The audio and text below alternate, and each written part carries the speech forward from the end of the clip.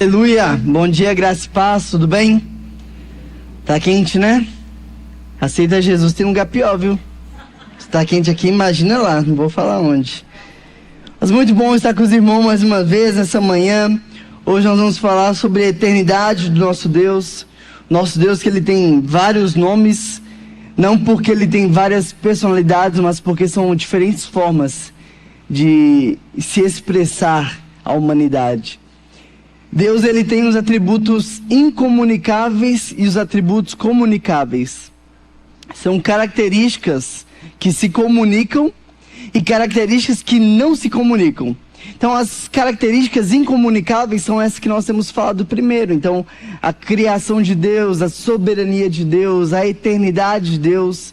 E tem aquelas das quais a gente se comunica, que podemos ter para nós, que é a bondade, o amor, a mansidão. E hoje nós vamos falar um pouco sobre a eternidade, porque nós temos vivido sobre um esgotamento de viver para o agora. Nós vivemos sobre uma tirania do relógio, sobre um sistema que nos rege, nos controla, e nós estamos o tempo todo dentro desse sistema, sempre atrasados, sempre devendo, sempre correndo. Outro dia eu fiz um post no qual eu falei que Deus ele odiava a correria. E a palavra odeio ali na internet, ela tem um sentido, o marketing chama de clickbait, aquilo que é para tomar o clique da pessoa e depois você vai e explica. Mas o que eu quis dizer ali é que Deus ele não gosta de correria. Deus ele detesta a correria. Quando a gente olha para a Bíblia, a gente nunca viu Jesus correndo. Nunca vimos Jesus com pressa, Jesus atrasado. Nunca vimos Jesus deixar de dar atenção para alguém porque ele tinha um compromisso maior. Jesus ele precisava salvar o mundo e ainda assim ele nunca parou para dar atenção a ninguém. Ele nunca deixou de olhar nos olhos de ninguém. Mesmo quando seu amigo Lázaro estava morto, Jesus foi com muita calma porque ele sabia que tudo tinha o seu devido tempo. E hoje parece que virou uma palavra automática. Quando a gente pergunta para alguém, ei, tudo bem? De prontidão a gente responde, na correria. Ou a gente nem para ouvir o que a pessoa tem para dizer. Eu pergunto, tá tudo bem? Só por educação. A pessoa falando bem ou não, eu já estou seguindo. Eu já virei as costas e eu estou indo. Por quê? Porque eu estou escravo, eu estou preso nesse sistema chamado tempo. Eu estou o tempo todo preocupado, tentando convencer, tentando mostrar para as pessoas que eu produzo, que eu sou eficiente, que eu não sou um à toa, que eu não sou um sem nada para fazer. Eu preciso mostrar para as pessoas a minha correria, a minha ocupação, aquilo do qual eu estou fazendo. Quando na verdade alguém que está sempre na correria soa mais como alguém desorganizado como alguém organizado. Porque aquele que é organizado, ele tem a sua hora para acordar, ele tem a sua hora para estudar, ele tem a sua hora para trabalhar, ele tem a sua hora para fazer suas atividades físicas, ele pega as suas 24 horas que tem no dia e que todo mundo tem, e ele faz caber os seus compromissos dentro dessas 24 horas. Ele não assume compromissos do qual ele não vai conseguir cumprir. Então quando alguém fala assim, estou na correria, não soa para mim como alguém produtivo e eficiente. Na verdade, sou como alguém desorganizado. Acordei depois que eu podia, não estudei quando eu devia estar estudando, não trabalhei o quanto eu devia trabalhar enquanto eu estava no meu trabalho, por isso eu estou sempre correndo e não tenho tempo para nada. E o tempo então nos exige produtividade constante, nos cobra resultados imediatos. A nossa mente, a nossa cobrança não tem nos permitido descanso. E por isso nós não temos aceitado e nem temos passado para as pessoas limites. Vivemos presos nesse sistema chamado tempo. Mas o Salmos 90, que o Gabriel citou aqui, nós vamos ler logo, nos confronta com uma verdade libertadora. O tempo, ele não é Deus. O tempo não é um Senhor. O tempo não é alguém que está lá e que criou, não. O tempo, ele é uma criação de Deus. O tempo está sob o controle de Deus. O tempo está na palma da mão do nosso Deus. Nós vivemos o tempo, mas nós não pertencemos ou não somos limitados pelo tempo. Nós pertencemos ao nosso Deus. Ontem faleceu uma influenciadora chamada Isabel Veloso. E ela ficou muito conhecida porque com uns 15 anos ela foi diagnosticada com câncer terminal. E dos 15 aos 19 anos, ela se propôs a viver como se não houvesse amanhã, literalmente. E o sonho dela era casar, ter filhos, e por mais que muitos a julgassem, por mais que muitos dissessem que ela estava mentindo, que ela estava aproveitando do câncer para ficar hypada na internet, ela se casou, ela teve filho e ela viveu como se não houvesse um amanhã. Ontem ela faleceu aos 19 anos, deixou um filhinho de 1 ano. Mas ela nos ensina muito, porque em pouco tempo ela viveu mais do que muitos de nós temos vivido. Ficamos presos, preocupados. O mundo que eu vou deixar. Eu tenho que construir minha carreira, eu tenho que juntar dinheiro. E temos deixado de viver sonhos que Deus tem nos dado. E ontem, quando eu recebi a notícia do falecimento dela, eu fiquei refletindo o quanto eu tenho desfrutado do tempo que Deus me deu. Deus não foi pego de surpresa ontem pelo falecimento dela. Deus já tinha todo o tempo da vida dela nas palmas das mãos. Deus já sabia. Deus já sabe quando será o meu último minuto de vida e quando será o seu. A diferença é o quanto nós temos aproveitado este tempo que Deus nos deu, que se chama o agora. Abra sua Bíblia comigo, por favor, em Salmos capítulo 90, versículo 2 e 3.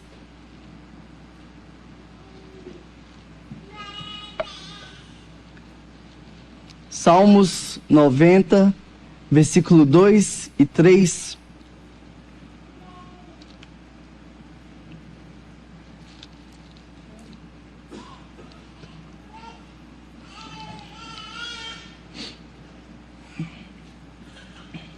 Amém? Diz assim: antes de nascerem os montes e de criares a terra e o mundo, olha só, antes de nascerem os montes e de criares a terra e o mundo, de eternidade a eternidade, tu és Deus. Fazes o homem voltar ao pó, dizendo: retornem ao pó, seres humanos. Deixa a Bíblia aberta, nós vamos acompanhar, mas feche os olhos e ore ao Pai agora. Ore pedindo para que Ele fale ao seu coração, que Ele te ajude a prestar atenção, a estar com os olhos, a mente e o coração firmados no mesmo lugar. Não como alguém que veio aqui para cumprir um ritual religioso, mas alguém que veio para ser alimentado pelo Deus vivo e Deus eterno.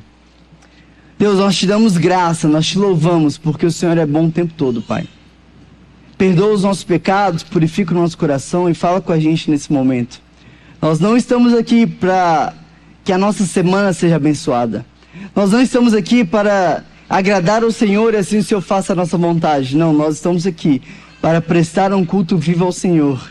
E agora nós clamamos que o Senhor fale de maneira verdadeira com a gente, Pai. Em teu nome que nós oramos. Amém. Então, o nosso Deus, Ele é eterno. O tempo não limita a Deus. A palavra eternidade não é aquilo que é para sempre, mas é aquilo que não teve início e não terá fim. Sempre esteve, sempre estará. E o texto aqui, ele fala que antes de nascerem os montes, na mentalidade hebraica, de quando foi escrito aqui, os montes, eles representavam uma estabilidade. Porque hoje nós sabemos o que é um monte, porque nós conhecemos da geografia, conhecemos da história e sabemos que está lá. Como foi construído e como com o tempo ele vai se desfazendo. Mas naquele tempo não se tinham os estudos que tem hoje. Eles nasceram, aqueles montes já estavam, eles envelheciam, aqueles montes estavam. Então os montes, eles transmitiam algo chamado estabilidade, constância. Eles transmitiam algo que parecia ser eterno. E quando Moisés afirma aqui, antes de vocês acharem que nada muda, antes de vocês acharem que nada cresce ou que nada se faz, Deus já era Deus. Antes do seu avô, do seu bisavô vir à existência, Deus já era Deus. Antes do Brasil ser descoberto, Deus já era Deus. Ainda antes dos montes estarem lá, Deus já era Deus, de eternidade em eternidade. E aqui no hebraico quer dizer de um horizonte invisível ao outro horizonte invisível. É daquilo que não se vê até onde também não se vê. É algo do qual nunca vamos poder medir ou mensurar. Essa é a eternidade de Deus. Deus, ele não começou. Deus, ele não envelhece. Deus, ele não evolui. Deus não corre atrás do tempo. Ele não vive dentro do tempo. Deus, ele é o Criador do tempo. Quando eu aceitei Jesus ainda muito novo, lá para os meus 7, 8 anos, eu ficava tentando entender o que era Deus, o que era eternidade. E eu ficava tentando encontrar qual era o motor principal. Quem que tinha criado Deus? Porque não entrava na minha cabeça que alguém simplesmente autoexistiu. Mas o Evangelho, ele não é para ser entendido, ele é para ser confiado e para ser vivido. Há perguntas que nós só vamos ter respostas quando estivermos diante do Senhor, se Ele quiser responder. Então o tempo, ele teve início na criação. Logo o tempo, então, ele não é algo absoluto, porque Deus está acima da sucessão do passado, do presente e do futuro. Temos relato na Bíblia de quando Deus quis e Ele parou o tempo. Temos relato na Bíblia de quando Deus quis e transportou alguém de um lugar para o outro. Deus, em sua soberania, em seu alto poder, Ele pode todas as coisas e o tempo é apenas um detalhe para Ele. Nós assistimos a vida de quadro em quadro, sabe? Acho que a maioria que ainda pegou aquela época que nós tirávamos foto e tínhamos aquele filme que a gente esticava e colocava contra a luz para ver como que a foto ficou. A gente enxerga a vida de quadro a quadro, de quadradinho a quadradinho, mas Deus, Ele vê tudo de um único jeito. Deus, Ele é temporal. Da mesma forma que Deus está aqui, Ele já está no amanhã e Ele está no ontem. É por isso que eu não preciso ficar preso e preocupado no tempo aqui agora, porque Deus já está lá na frente cuidando de tudo. Deus está lá no meu passado e Ele estava lá cuidando de mim também. Agora, se Deus, Ele não é eterno, então nada o surpreende. Nada foge do controle dEle, nenhuma fase da sua vida pode pegar Deus desprevenido. Nós podemos ser surpreendidos. Nós podemos ser pegos de surpresas, mas o nosso Deus, Ele não pode. Agora, se Deus, Ele é eterno e Ele não é limitado ao tempo, o texto agora nos mostra quem é que nós somos. O versículo 3 fala: fazes os homens voltarem ao pó. Então, se o tempo não limita a Deus, o tempo nos limita. A palavra hebraica usada aqui carrega a ideia de esmagar, de reduzir, de lembrar da nossa fragilidade. Moisés, ele não está sendo pessimista, Moisés está sendo realista. Ele está sendo honesto diante da grandiosidade de Deus. Algo interessante da arquitetura das igrejas é que quando você vai em uma igreja antiga, eu venho da PIB-BH, Primeira Batista de Belo Horizonte, lá é um templo de 115 anos de idade. Você entra e você se depara com um templo com o pé direito muito alto. Igrejas católicas antigas são assim. Igrejas matriz são assim, sabe por quê? Porque a arquitetura deixando claro para o homem a grandiosidade de Deus e quanto nós somos pequenos diante da grandiosidade dele. O que Moisés está fazendo aqui é exatamente isso. Moisés está nos lembrando que nós precisamos esmagar o nosso ego, esmagar o nosso orgulho e lembrar que eu sou como um vento passageiro que aparece e logo vai embora. Que eu sou como uma fumaça. Que a minha vida aqui, digamos que 90, 100 anos, passa como um sopro. Mas que o nosso Deus, Ele permanece de eternidade em eternidade. Então não é sobre o que eu fiz. Não é sobre o quanto eu conquistei. Não é sobre o quanto eu produzi. Mas é sobre o quanto eu conhecia Jesus e eu o tornei conhecido através da minha vida. A Bíblia não diminui o homem para humilhar ele, mas para colocar ele no lugar certo. Porque o orgulho nasce quando nós esquecemos que nós somos como pó. O orgulho nasce quando eu começo a me achar grande. Quando eu começo a me achar bom demais. Quando eu começo a me orgulhar dos meus feitos, das minhas conquistas. E quando eu começo a olhar com diferenciação para o meu irmão. Já não converso com qualquer um. Já não paro para dar atenção para qualquer um. Já não é qualquer um que merece 10 minutos do meu tempo. Já não é qualquer um que merece um cafezinho comigo durante a semana. Afinal, eu conquistei mais do que você.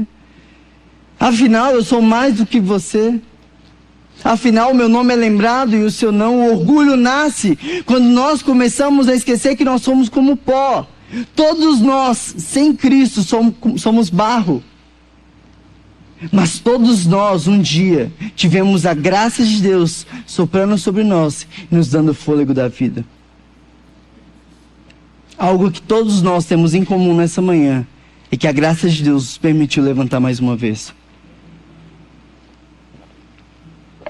A pandemia nos deu a oportunidade de ver, na verdade, de lembrar que o dinheiro não compra tempo, que o dinheiro não compra saúde, que fama, status não compra mais um dia de vida.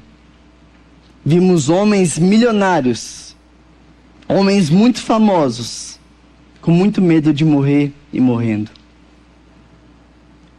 Nós somos seres limitados. E a eternidade de Deus nos lembra que nós precisamos nos colocar no nosso lugar, não para que nos sentimos humilhados, mas para que possamos lembrar de quem é o nosso Deus e quem somos nós, na ordem de todas as coisas.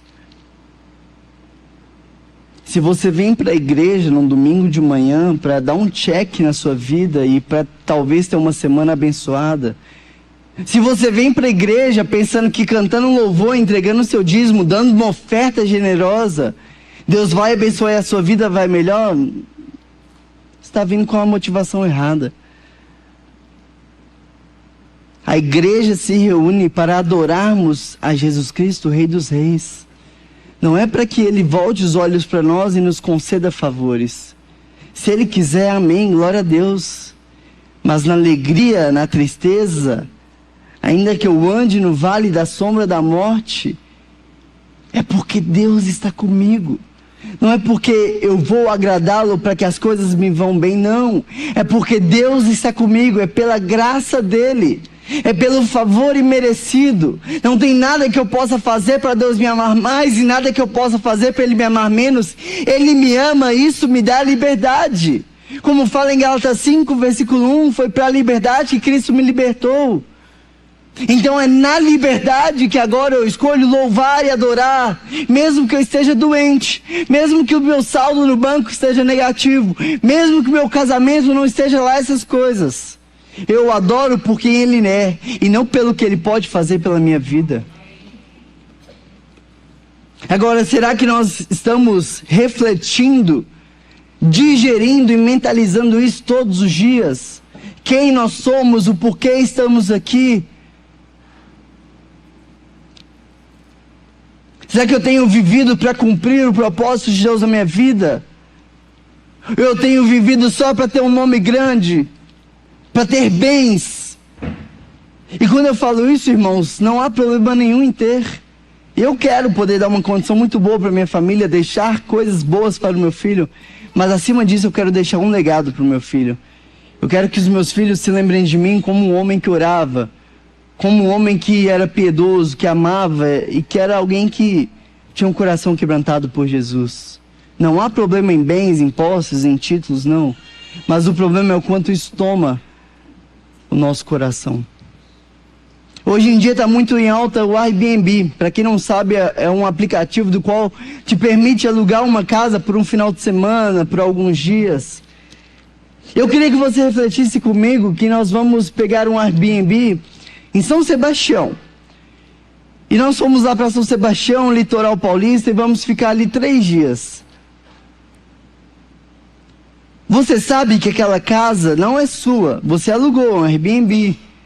Você pagou ali, vamos supor, R$2.500 para o final de semana. Sabendo que você vai ficar ali de sexta a domingo, você vai querer comprar um ar-condicionado para aquela casa? Você vai querer comprar uma televisão maior para aquela casa? Você vai querer começar a cultivar um belo jardim naquela casa? Eu não. Porque eu sei que não vale a pena investir em algo que não é meu. Agora, se nós sabemos que a nossa vida não é aqui, e que nós estamos aqui de maneira temporária, por que a gente está tão preocupado em investir, em cavar, em produzir coisas que não são eternas? A palavra de Deus fala que nós não vamos levar nenhuma riqueza deste mundo para o céu. Mas a palavra de Deus também fala sobre nós no céu termos a alegria de encontrarmos pessoas das quais nós falamos Jesus para elas. Essas são as riquezas que nós deveremos investir. Esse é o trabalho que nós devemos ter. A ampulheta não para quando a gente quer. Se você vira uma ampulheta e começa a descer ali aquela areia, você não consegue parar ela. Porque nós não temos controle sobre o tempo. A areia cai, quer você esteja pronto ou não. A vida pode acabar, quer você esteja preparado ou não. A vida pode acabar, quer você tenha cumprido o propósito de Deus na sua vida ou não. Na PIB-BH era uma igreja de muitos idosos. E nós vimos muitos que nós chamávamos de heróis da fé partindo para a glória eterna. E certo dia nós decidimos fazer uma entrevista com a irmã Neuza, que era a irmã mais antiga que nós tínhamos naquela época. Hoje ela também já partiu para a glória. Mas na época ela estava com 95 anos. E a irmã Neuza nunca foi de mais de uma igreja. Ela nasceu na PIB-BH e ficou até morrer. E a irmã Neuza, ela cozinhava, ela servia, ela fazia comida quando missionários iam. Ela era missionária, ela viajava para missões. E temos diversos. O meu avô foi criado vendo a dona Neuza, minha mãe vendo a dona Neuza. E quando nós estávamos ali entrevistando a minha esposa, gravando, a gente fazendo perguntas para a dona Neuza, nós fizemos uma pergunta que a resposta dela marcou muito meu coração e eu nunca vou esquecer. Com 95 anos, perguntamos: Dona Neuza, a senhora tem algum arrependimento na sua vida? Ela falou assim: eu me arrependo de não ter servido mais. Porque hoje eu tenho inteligência, hoje eu tenho vontade, mas eu já não tenho mais força. Eu tenho boa intenção, mas o meu corpo não obedece mais. Eu servi, mas eu queria ter feito muito mais para o Senhor Jesus. Eu queria ter entregado muito mais, eu queria ter ajudado muito mais. O tempo não volta. Não importa a sua justificativa, não importam as suas desculpas, não importa o quão prejudicado talvez você tenha sido pelo seu passado, o tempo não volta e o que nós temos é o agora. Nós temos agora a oportunidade de viver para Jesus e com Jesus. A nossa vida ela é breve, o nosso tempo é limitado, as nossas forças são finitas. Quem esquece da eternidade usa pessoas, vive para o agora. Sacrifica relacionamentos para resultados imediatos. Sacrifica a sua santidade, o seu propósito, o seu tempo com Jesus, por um investimento em algo que não é seu. Agora, se Deus ele é eterno e nós somos temporários, surge uma grande pergunta aqui no Salmo 90. Como nós podemos viver então bem dentro do tempo? Nós precisamos viver dentro do tempo à luz da eternidade. Porque quando nós vivemos dentro do tempo à luz da eternidade de Deus, tudo muda. O Salmo 90 não foi escrito para nos causar medo ou para nos deixar desesperados, mas para que possamos viver à luz da eternidade e do controle de Deus. E aí tudo muda. Nem tudo que é urgente é eterno. Nem tudo que é eterno grita por atenção. Quem vive só no agora, vive da correria e está sempre cansado. Mas quem vive para a eternidade, vive com um propósito. Toma decisões baseadas no propósito de Deus. Uma das maiores artimanhas do marketing moderno, e se atente a isso, é fazer você comprar por impulso. É fazer você fazer compromisso no desespero. Tem que ser agora ou nunca. Se não fechar agora, você perde. Essa é a última unidade. Eu só posso fazer isso até hoje. Esse preço é só até agora. Meu querido, se é para agora, já diga não de cara. Porque se você não pode pensar, não vale a pena. Talvez você vai se comprometer com algo ali que vai te deixar preso, que vai tomar as suas noites de sono, que vai tirar a paz do seu casamento. Se nós estamos vivendo numa eternidade, eu entendo que o meu tempo aqui ele é breve.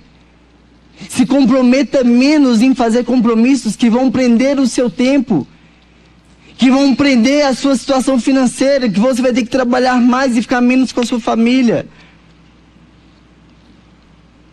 Quando eu falo de eternidade, talvez a nossa cabeça não consegue mensurar, mas imagine ponta a ponta desse templo. Agora pegue 0,1 décimo desse espaço, 1 milímetro. Ainda assim, não representa a nossa vida diante da eternidade. E aí eu te pergunto, quanto você tem trocado de viver uma vida que agrada a Deus, de viver uma vida em santidade, de viver uma vida que desfruta de relacionamento vivo, intencional com Deus, por causa de desejos momentâneos, por causa de sonhos pessoais que muitas vezes geram conflitos dentro do seu casamento. Quando nós vivemos à luz da eternidade de Deus, isso muda em primeiro lugar nossas prioridades. Nem tudo que é urgente é eterno, nem tudo que é eterno grita por atenção. Nós precisamos priorizar Deus acima de tudo. E quando eu falo priorizar, não é só dizer que Deus é uma prioridade, mas é viver isso no dia a dia. É priorizar Deus nas minhas 24 horas, é dedicar tempo para Ele. É priorizar o meu casamento, é priorizar a minha família. Em segundo lugar, isso muda os nossos relacionamentos. Quando nós temos conexões guiadas pela eternidade, aí a gente consegue ser mais paciente. Eu consigo ter relações mais profundas. A gente consegue ter relacionamentos mais responsáveis. Eu não estou preocupado só com o que você pode me dar, mas eu estou preocupado de fato com quem você é e com a sua vida. Eu não pergunto se você está bem só por educação, mas eu de fato quero saber se você está bem, se tem algo que eu posso fazer para abençoar a sua vida. Quem só pensa no agora cobra, exige e descarta, mas quem pensa na eternidade cuida, constrói e persevera. Quando nós vivemos à luz da eternidade, nós mudamos também a nossa ansiedade. Porque a ansiedade é excesso de preocupação com o futuro enquanto eu ainda estou no presente. Ou seja, a minha ansiedade não muda em nada o meu futuro, mas atrapalha o meu presente. Ansiedade é olhar para o meu futuro com medo do que pode acontecer. Com medo de não ter o dinheiro para pagar a conta, com medo de não ter o que prover para minha família, com medo de talvez não estar presente para criar os meus filhos. Mas quando eu vivo à luz da eternidade, eu lembro que não é sobre o Renan, mas é sobre Deus. E que por mais que eu não esteja, Deus está lá. Por mais que eu não esteja presente, Deus estará. Por mais que eu não consiga prover, Deus proverá. Porque não é sobre o quanto o Renan é, sobre o quanto o Renan pode, ou sobre o quanto o Renan faz, mas é sobre quem Deus é, sobre quem Deus é, sobre quem Deus é, acima de tudo. E Deus, Ele é bom. Deus, Ele é perfeito. E Deus, Ele é o provedor. Viver a ótica da eternidade de Deus muda a nossa ansiedade, porque eu posso olhar para o amanhã descansando que Deus já está lá. Certa vez uma mãe estava bordando e ela bordava de cima da cadeira e a criança pequena ficava sentada. E a criança perguntava: mãe, o que você está fazendo? E a mãe falava: estou bordando uma paisagem, meu filho. E a criança falava: mas está tão feio, mãe. Tá bom, meu filho. E passava mais um tempo. E a criança: mãe, o que você está fazendo? Filho, eu ainda estou bordando a paisagem. E a criança olhava do lado avesso, né? E ela falava: mas está tão feio. E aí quando a mãe finalmente terminou o bordado, ela mostrou para o seu filho. E aí, olhando da ótica da mãe, ele pôde perceber o quão bonito era aquela paisagem. Às vezes a gente está olhando para a nossa vida e a gente está reclamando: Deus, mas está tão difícil. Deus, mas está tão doloroso. Deus, mas está tão complicado.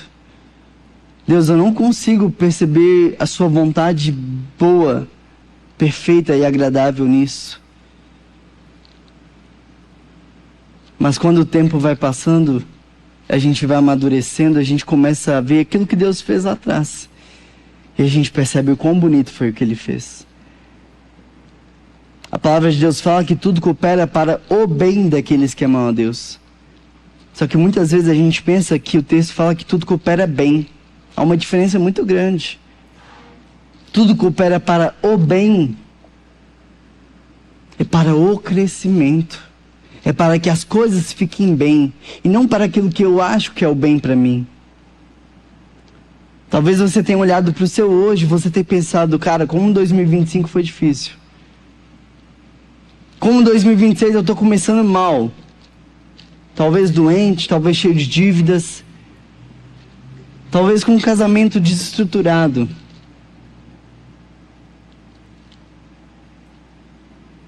Mas a gente tem o costume de olhar só para agora. Nós temos memória curta e a gente esquece de tudo que Deus já fez. Mas nessa manhã eu quero tranquilizar o seu coração a confiar que o que Deus está abordando é lindo. Não lindo para trazer aqui uma palavra confortável para o seu ego, não. Mas é porque a vontade de Deus ela é boa, perfeita e agradável. E tudo coopera para o bem daqueles que amam a Deus. Nós não somos reféns do tempo, nós somos filhos do Deus eterno. Caminhando para o fim, nós vivemos no tempo, mas nós pertencemos àquele que é eterno.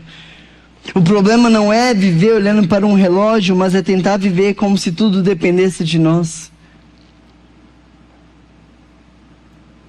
Certa história conta que o galo, ele toda manhã acordava cedinho e ele cantava. E o galo, ele foi adoecendo, mas ainda assim ele se cobrava de acordar e de cantar, porque o galo achava que o dia dependia dele para acordar. Ele achava que se ele perdesse o horário, ia ficar noite para sempre. Até que um dia ele de fato ficou muito mal. Igual os homens quando estão gripados, mal mesmo. E ele perdeu a hora. E aí, quando ele acordou, já lá para as 9, 10 horas da manhã, ele percebeu que o dia já tinha se levantado. Muitas vezes a gente vive como se o mundo dependesse de nós. Claro, nós temos nossas responsabilidades, nossos afazeres. Mas também temos que lembrar que Deus está no controle de tudo. E que ainda antes de nós pensarmos em vir à existência, Ele já estava lá. E quando o nosso tempo aqui acabar, Ele ainda vai estar lá. Então, se você, assim como eu, é um pai que se preocupa com o futuro do seu filho, descansa, porque Deus já está lá. Não é sobre o quanto o Renan ama o Tito, mas é sobre o quanto o Tito é de Deus. Não é sobre o quanto o Renan quer prover para a Maressa, mas o quanto a Maressa é filha de Deus. Porque Deus não deixa faltar para os seus. A palavra de Deus fala que os lírios do campo vestem do melhor dessa terra. Que os passarinhos, eles não plantam, eles não colhem, mas eles se alimentam do melhor. Quando Deus é eterno, o tempo perde o poder de nos escravizar. A pressa perde o controle e a ansiedade perde o trono. Será que você tem vivido escravo?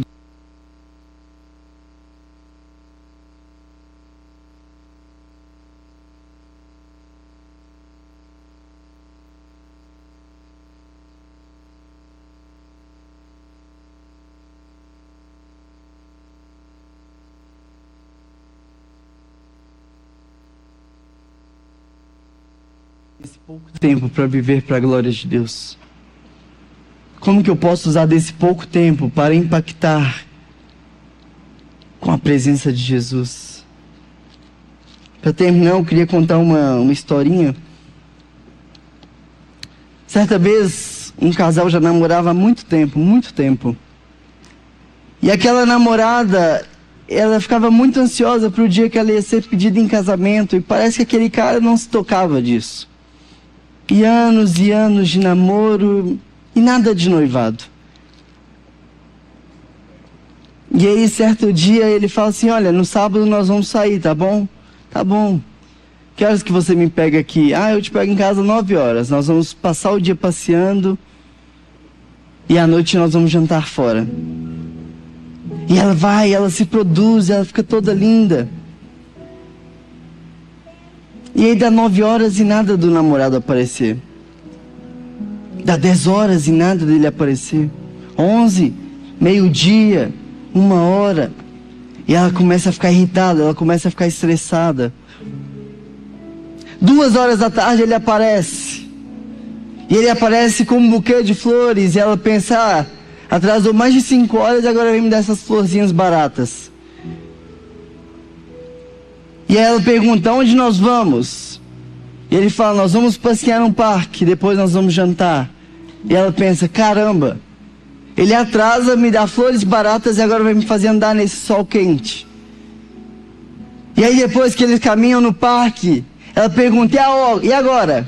Onde nós vamos jantar? E ele fala, nós vamos jantar na padaria da minha família.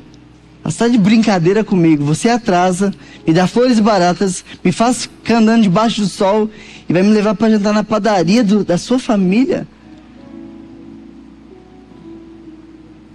Mas agora vamos mudar um pouco a ótica. Na sexta-feira, antes desse encontro, a melhor amiga dessa namorada viu o namorado saindo da Vivara. E ela liga para a amiga e fala assim, amiga, eu vi o seu namorado saindo da Vivara. E tava com uma caixinha na mão, eu acho que ele pode pedir amanhã em casamento. E aí muda todo o cenário. Agora ela acorda às 6 horas da manhã para fazer a unha, para se produzir, para ficar toda linda. E ele atrasa, mas ela pensa, caramba, ele deve estar atrasado porque ele está produzindo o melhor para me pedir em casamento. E ele chega com um buquê e ela pensa, que lindo. Deve ter sido o melhor que ele conseguiu depois de ter gastado com um anel. E ele dá o buquê e ele fala, agora nós vamos passear. E ela pensa, uau. Ele quer que a gente tenha um tempo diante da natureza para que eu possa lembrar e que possamos conversar de tudo que vivemos. Para em sim ele me fazer o pedido. E aí quando ele fala, agora nós vamos jantar na padaria da minha família, ela pensa, que lindo. Ele quer me pedir em casamento, onde tudo começou na família dele, diante de todos da sua casa. O que essa história nos ensina é que quando nós sabemos o final, muda a nossa ótica do presente. Nós somos seres finitos.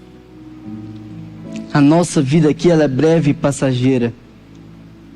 E talvez você está preocupado demais com aqui, com agora, com o seu nome. Mas Deus está nos lembrando que nós devemos viver por aquilo que é eterno. Por semente que vamos plantar e que talvez nunca veremos a colheita, mas que Deus no tempo certo colherá. Que você não viva a sua vida de um jeito do qual você vai chegar lá no finalzinho e pensar, eu fiz pouco, eu entreguei pouco, eu servi pouco, eu me doei pouco. Mas que você possa chegar lá e pensar, o que eu pude, eu fiz. Eu esmaguei o meu ego. Eu esmaguei o meu nome. Os meus sonhos eu coloquei diante de Deus. O que eu tinha eu coloquei diante de Deus. E o que eu vivi foi a vontade de Deus. Porque a nossa vida vai acabar, mas Deus permanecerá por todo sempre. Amém. Deus